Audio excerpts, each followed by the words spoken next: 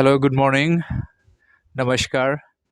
मैं डॉक्टर जेगो और ये है मेरा साथ में है सर। आप अपना इंट्रोडक्शन दे दो। Hello, good morning. मैं डॉक्टर नानी तागो। मैं ट्रिम्स में पीडियाट्रिक डिपार्टमेंट में फ़िलहाल एसोसिएट प्रोफेसर के रूप में काम कर रहा हूँ। और हम दोनों अभी मेचुका से आए हैं। मेचुका में हम लोग हेल्थ कैंप के लिए गया था और सर ने उधर एक चीज़ देखा है मेचुका में, जो चाइल्ड रियरिंग प्रैक्टिस जो है मेचुका में काफ़ी इम्प्रूवमेंट है और काफ़ी अच्छा है। तो इसलिए आज हम लोग हमारा देश का और हमारा अरुणाचल प्रदेश का, खास करके हमारा मदर लोग के लिए और पेरेंट्स लोग के लिए एक अवेयरनेस मैसेज देना चाहते हैं कि चाइल्ड रियरिंग प्रैक्टिस जो है, गुड प्रैक्टिसेस क्या क्या हो सकता है और क्या क्या होना चाहिए। बाकी पेरेंट्स को बहुत कन्फ्यूज़न होता है कि क्या करना है, क्या नहीं करना है। सर, हम जब चाइल्ड रियरिंग का बात करें तो गुड प्रैक्टिस का, उसमें उसका मतलब क्या होता है? अ, सर, इसमें हम अभी मेचुका से आए हैं। मेचुका में मैंने करीब करीब 97 पेशेंट्स देखे हैं। एंड जब भी मैं हेल्थ कैंप जाता हूँ, हम ट्राई करता है कि जो लेस देन 1 ईयर जो बच्चे आते हैं, उनका हम एक डिलीवरी हिस्ट्री और उसके बाद उसका breast feeding, immunisation history and growth and development को हम थोड़ा डिटेल में पूछताछ करते हैं। एंड यहाँ देखा गया है कि यहाँ पे इनके चाइल्ड रेयरिंग प्रैक्टिसेस बहुत अच्छे हैं। मैक्सिमम इंस्टीट्यूशनल डिलीवरी है। अगर घर में डिलीवरी हो भी गए हैं तो वो फिर घर हॉस्पिटल जाते हैं, बर्थ वेट रिकॉर्ड करते हैं, बर्थ इम्यूनाइजेशन लेते हैं। एंड इनिशिएशन और ब्रेस्ट फीडिंग का रेट्स भी काफ़ी अच्छे हैं। उन लोग, हम जितने भी देखे हैं सभी ब्रेस्ट फीडिंग करते हैं। सिर्फ ये है कि उन लोग का कम्प्लीमेंट्री फीडिंग थोड़ा उन लोग 4 महीना में शुरू कर देते हैं। उसको हम री एम्फसाइज करते हैं कि मतलब एक्सक्लूसिव ब्रेस्ट फीडिंग, सिर्फ ब्रेस्ट फीडिंग 6 महीना करना है। 6 महीना हो जाने के बाद वो Aahista Aahista complementary feeding start कर सकते हैं। तो चाइल्ड रीडिंग प्रैक्टिसेस कहने से मतलब क्या है कि जनरल पब्लिक यहाँ पे हम देखा है कि डिस्ट्रिक्ट मोस्ट प्रोबेबल लगता है वहाँ के आशा आंगनवाड़ी वर्कर्स बहुत एक्टिव है। जो भी डिलीवरी होते हैं उसको माँ का एंटीनेटल केयर उन लोग करवाते हैं। एंड ट्राई करते हैं कि उनका डिलीवरी, बच्चे के डिलीवरी हॉस्पिटल पे हो जाए। हॉस्पिटल में हो जाने के बाद जो बर्थ वेट रिकॉर्ड जो डॉक्यूमेंटेशन करना है उसका अच्छा रिकॉर्ड है। और बर्थ जो इम्यूनाइजेशन बीसीजी ओपीवी हेप बी जो देना चाहिए उनको अच्छे से देते हैं। And initiation of breast feeding, काफ़ी समय क्या होता है कि इनिशिएशन करने में काफ़ी तकलीफ हो जाते हैं, उसमें कुछ फार्मूला पिलाना शुरू हो जाते हैं, लेकिन ये प्रैक्टिसेस यहाँ बहुत कम है सर। एक चीज़ सर, पर्टिनेंट क्वेश्चन है, मैं आपको पूछना चाहता हूँ कि स्पेशली हमारा यहाँ पे डिलीवरी का बाद, तुरंत डिलीवरी के बाद हमारा जो सीएस हो या मतलब नॉर्मल हो, खास करके स्पेशली जो सीएस का जो डिलीवरी होता है उसमें मदर को फीडिंग, मतलब मदर का जो ब्रेस्ट को नहीं दे के कोई भी माँ दीदी का या फिर कोई मतलब अपना खास रिलेटिव का जो बच्चे जो फीडिंग कर रहे हैं उसको डायरेक्ट दे देता है, या तो फिर इलेक्ट्रोजन कहीं से लेके दे देता है जो फर्स्ट फीडिंग। तो फर्स्ट फीडिंग मतलब देना चाहिए ना माँ का दूध देना चाहिए? आप थोड़ा बता दीजिए। ये बहुत ही एकदम अच्छा क्वेश्चन है। एक्चुअली मतलब क्या है कि हमें एनकरेज करना है कि माँ का ही दूध देना है। जितना बेबी सकल करेगा उतना बेबी मिल्क प्रोडक्शन होगा। और जो बच्चे माँ का जो पहला 3 दिन होते हैं उसमें जो मिल्क प्रोडक्शन बोलते हैं उसको कोलेस्ट्रम कहते हैं। और उसे हम कहते हैं कि ये गोल्डन ड्रॉप्स वो एकदम मतलब वैल्यू गोल्ड जैसा है।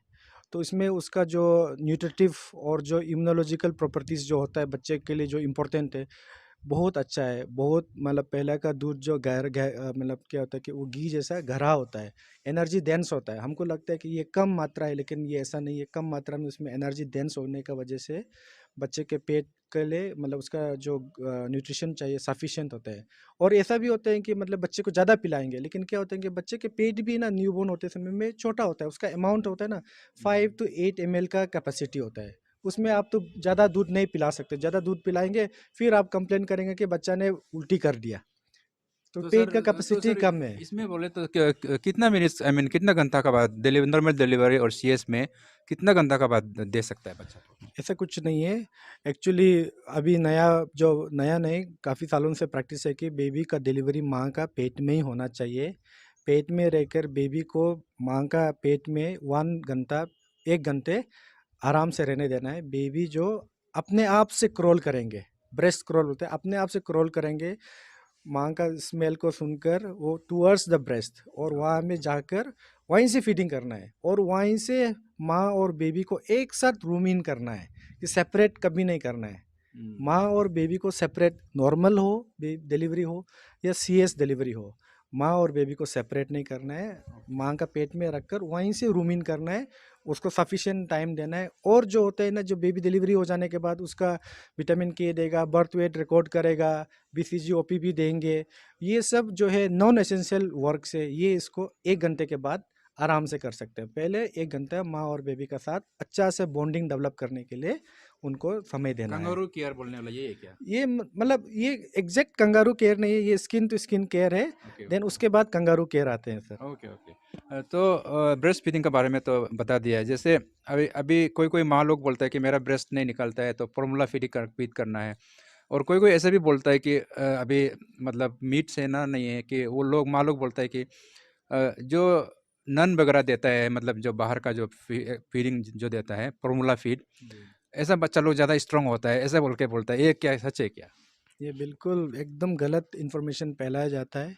ये जो बिग मल्टीनेशनल कंपनीज है, दे आर ट्राइंग टू मतलब इन्वेड इन आवर माइंड्स कि ये उन लोग का जो प्रोडक्ट है ये बहुत अच्छा है। ये एकदम सरासर गलत है, नंबर 1। नंबर 2, एक्चुअली जो हम माँ का जो ये क्या बोलते हैं, जो लैक्टेशनल काउंसलिंग जब एंटीनेटल काउंसलिंग का समय में शुरू हो जाना चाहिए। जो 9 मंथ्स, जब जब 9 मंथ्स पूरा जो प्रेगनेंसी का ड्यूरेशन होता है, तभी से एक्चुअली एंटीनेटल समय में माँ को हमको पहले से उसको मोटिवेट करना है कि देखो आपको बच्चा का दूध पिलाना है, बच्चे के लिए माँ का दूध सबसे बेस्ट है। ये सब पहले से मोटिवेट करना है। सो ये मोटिवेट कर कर आते रहने से, एंड देन जो ऑलरेडी एक्सपीरियंस मदर लोग ये जो थॉट को माँ का ये दिमाग में मतलब ये क्या बोलते हैं कि लाना है कि ब्रेस्ट फीडिंग ही बेस्ट फीडिंग है फॉर माय और बेबी। दूसरा माँ का ब्रेस्ट फीडिंग उसका कैसा है उसका?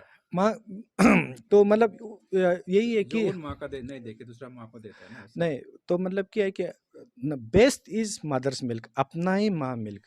लेकिन अगर कुछ मेडिकल कंडीशंस हो गया कि माँ और बेबी सेपरेट हो गया कुछ भी वजह से, तो अगर हो सकने से रिलेटिव्स का आप दे सकते हैं।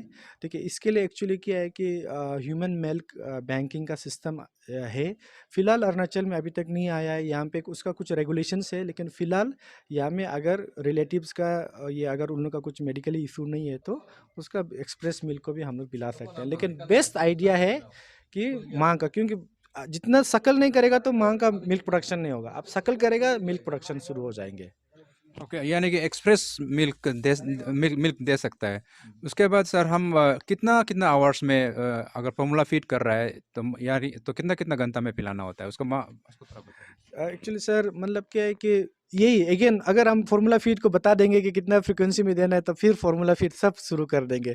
तो एक्चुअली हम लोग का मतलब ये शुड बी पूरा consciously unconsciously we should promote only breast feeding. Okay. Only breast feeding, मतलब ब्रेस्ट फीडिंग का कंट्रा इंडिकेशन आप एकदम नेग्लिजिबल है ही नहीं।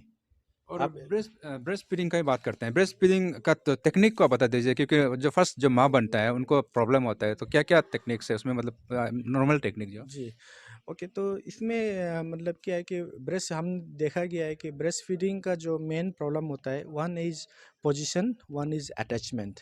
तो पोजीशन कैसा करना है उसका एक टेक्निक है। उसमें क्या है कि पोजीशन जब बेबी को लेते हैं तो क्या है कि जो बेबी का सर, माता और उसका बॉडी वन लाइन में होना है, नंबर 1।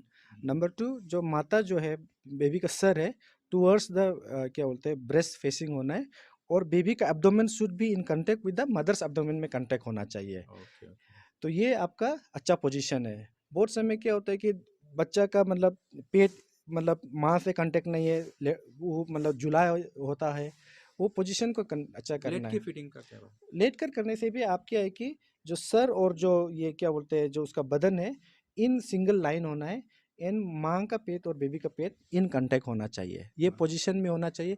देन बड़ा एक चीज़ है वो अटैचमेंट और में। बर्पिंग। ठीक है, मैं अटैचमेंट को पहले बता देना चाहूँगा, क्योंकि ब्रेस्ट फीडिंग का सब issue can be solve with proper attachment. Proper attachment का मतलब है उसमें 4 स्टेप होता है। वो है कि बेबी का मुंह बड़ा होना है, मुंह खुला होना चाहिए। ठीक है, देन क्या है कि बेबी जो पूरा ब्रेस्ट को, वो ब्रेस्ट फीडिंग बोलते हैं, निपल फीडिंग नहीं है। निपल को सिर्फ नहीं पकड़ना है, पूरा ब्रेस्ट को पकड़ना है।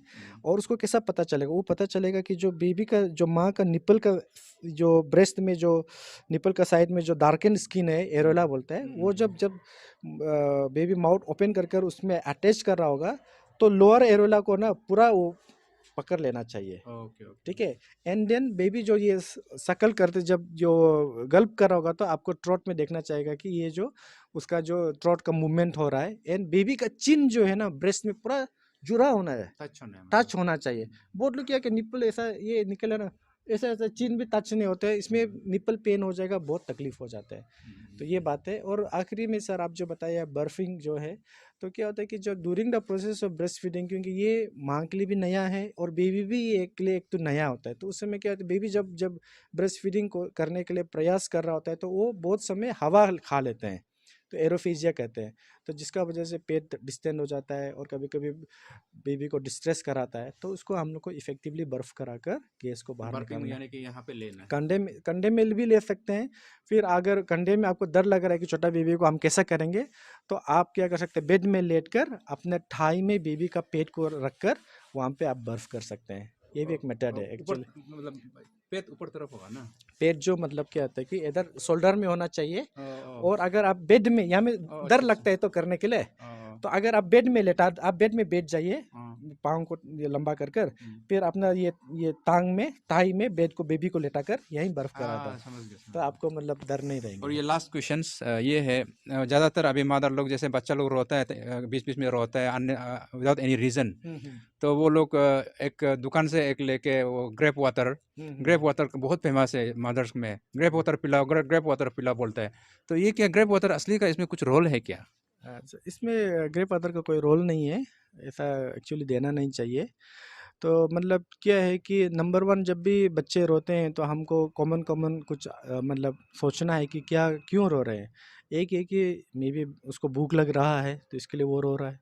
दूसरा हो सकता है कि बच्चे लोग क्या है कि पेशाब करने से पहले, क्योंकि उसका ब्लडर फुल हो जाता है, डिस्टेंड हो जाता है, तो वो उसका सेंसेशन होता है पेन। तो जैसे ही पेशाब कर देता है, उसका मतलब क्या है कि प्रेशर रिलीज हो जाने के बाद वो काम हो जाता है। या कभी कभी क्या है कि टॉयलेट कर लेने के बाद स्वेलिंग हो जाता है डायपर, तो उसके लिए रोते हैं। फिर कभी कभी ऐसे होता है कि बच्चे जो मतलब बाकी समय सब ठीक है, दूध अच्छे से पी रहा है, खेल रहा है, लेकिन बच्चे कभी कभी काफ़ी रोते हैं, उसको एक अम्लता में कोलिक कहते हैं। तो ये मतलब एक्चुअली इस पर अभी तक हम यही बता सकते हैं कि ये एक फिजियोलॉजिकल ग्रोथ प्रोसेस है, जहाँ बच्चे का ये क्या बोलेगा जीआई सिस्टम जो सब ग्रो हो रहा है। तो क्या होता है, ग्रो होते समय को तो जो अपना जो इंटेस्टाइन लोग का सब लेंथ लोग बढ़ रहा होता है, खींचतान हो रहा होता है, उस समय का ये एक प्रोसेस ऑफ ग्रोथ का एक पेन होता है, ये अपने आप से भी सबसाइड हो जाते हैं। इसको कुछ दवाई देकर मतलब इससे कम होने वाला नहीं है। चलो ठीक है, मदर लोग सुन लिया है सर का बोला वाला, यानी कि बच्चा रोने से ग्रेप वाटर नहीं पिलाना है, वो ग्रोथ का वजह से पेट में थोड़ा सा तकलीफ होता है और अपने आप वो ठीक हो जाता है। Thank you sir, thank you so much.